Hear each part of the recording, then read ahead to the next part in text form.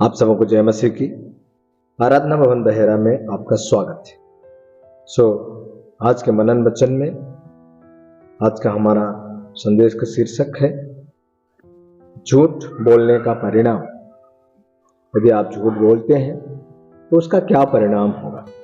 जैसे कि हम यहाँ पर परमेश्वर का वचन प्रेरितों के काम उसका 5 अध्याय उसका 4 वचन में इस प्रकार से पढ़ते हैं। यहां पर इस प्रकार से लिखा है, पत्रस यहां हनन्याह से इस बात को कहते हैं।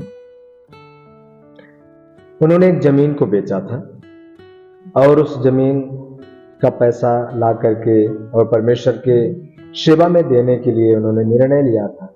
लेकिन जब वो पत्रस के पास आए तो उन्होंने किस मनसा से वो आए, यहाँ वचन में हम देखते हैं पत्रस ने क्या जवाब दिया। जब वो उस कम पैसे को लेके पत्रस के पास आए, प्रभु के सेवक के पास आए, लिखा है, जब तक वह तेरे पास रही क्या तेरी न थी, और जब बिक गई तो क्या तेरे वश में न थी। तूने यह बात अपने मन में क्यों विचारी। तू मनुष्यों से नहीं परंतु परमेश्वर से झूठ बोला। हालेलुया। तो जो पैसा उन्होंने लाया, जो निर्णय उन्होंने लिया था, उस निर्णय को उन्होंने सही तरीके से पूरा नहीं किया। यहां पर आज इस संसार में आजकल अधिकतर लोग झूठ बोलते हैं। बच्चे माता पिता से, पत्नी पति से, पति पत्नी से, माता पिता बच्चों से, नौकरी पर जाने वाले अपने मालिक से झूठ बोलते हैं, मालिक नौकरों से झूठ बोलते हैं, दोस्त दोस्त से झूठ बोलता है। यह पाप सब लोग अच्छी तरह जानते हैं और इसको करते भी। बहुत से कहते हैं कि इसके बगैर गुजारा नहीं हो, बिना झूठ बोले हमारा गुजारा नहीं हो सकता। यह मानना है बहुत से। बहुत से इसे पाप भी नहीं मानते। बहुत से लोग ये कहते हैं, अरे ये झूठ बोलना कोई बड़ी बात नहीं है, कोई पाप नहीं है। लेकिन यह बहुत खतरनाक है। जहर को जहर ही कहना चाहिए। अगर आप उसको शरबत समझकर पी जाओ तो मर जाओगे। बहुत से लोग झूठ को शरबत समझकर खूब पी रहे हैं, परंतु यह झूठ मनुष्यों से नहीं परमेश्वर से बोला जा रहा है। और परमेश्वर सब झूठ बोलने वालों को नरक की आग में डालने वाला है। प्रकाशित वाक्य उसका 21 अध्याय उसका 8 वचन इस प्रकार से कहता है। जब हम वहां पर देखते हैं, वहां पर इस प्रकार से लिखा है 21 का 8 में, परंतु डरपोकों और अविश्वासियों और घिनौनों और हत्यारों और व्यभिचारियों और टोनों और मूर्ति पूजकों और सब झूठों का भाग उस झील में मिलेगा जो आग और गंधक से जलती रहती है। यह दूसरी मृत्यु है। यहां पर लिखा है सब झूठों का भाग उस झील में मिलेगा जो आग और गंधक से जलती रहती है। दूसरी मृत्यु है अर्थात नरक। उसके बाद 22 का 15 वचन जब हम पढ़ते हैं, वहां पर भी हम इसी बात को देख सकते हैं कि वहां पर भी यही बात लिखी हुई है। वहां पर इस प्रकार से लिखा है, पर कुत्ते और टोन्हे और व्यभिचारी और हत्यारे और मूर्ति पूजक और हर एक झूठ का चाहने वाला और गढ़ने वाला बाहर रहेगा। जो झूठ का चाहने वाला है और जो झूठ का गढ़ने वाला है, ये दोनों कहां रहेंगे? बाहर रहेंगे। ये परमेश्वर के राज्य में नहीं जा सकते, ये परमेश्वर के राज्य में प्रवेश नहीं कर सकते। हम लोग विश्वासी हैं, हम परमेश्वर पर विश्वास रखते हैं और वह हर जगह सब कुछ जानता है और उसके खिलाफ हमें पाप नहीं करना।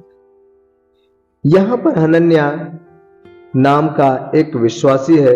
उसने कहा, मैं अपनी जमीन बेचकर सारा पैसा प्रभु की सेवा के लिए दे दूं।